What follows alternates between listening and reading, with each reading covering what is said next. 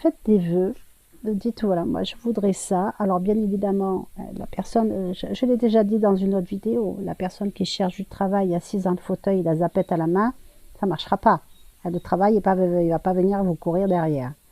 Et bien là, c'est pareil. Votre projet, il ne va pas vous courir derrière. C'est-à-dire qu'il y a un principe qui est immuable, c'est le principe d'absence d'ingérence. Donc, quelle que soit l'énergie qui nous soutient et qui nous apporte la chance, elle ne nous apportera que ce qu'on pourra demander.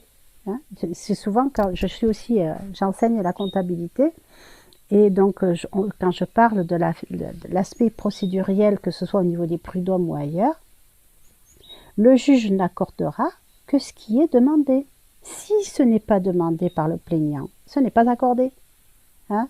Il est limité par la demande du plaignant. Eh bien, c'est pareil.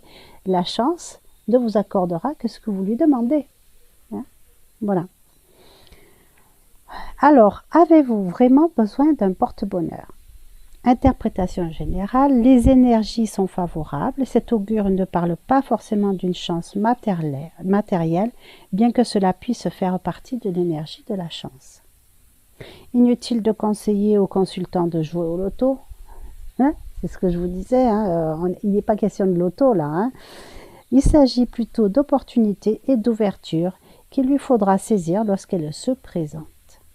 Et oui, parce que dans la mesure où on demande quelque chose, où on lance un projet, on y met notre intention. Et dès lors qu'on va mettre notre intention sur ce projet-là, eh bien, quand la chance va arriver, eh bien, on va la voir. Quand l'opportunité va se présenter, on va la voir. Si on reste persuadé que ce n'est pas possible, eh bien, on peut être capable de passer à côté d'une opportunité sans même la voir. Hein.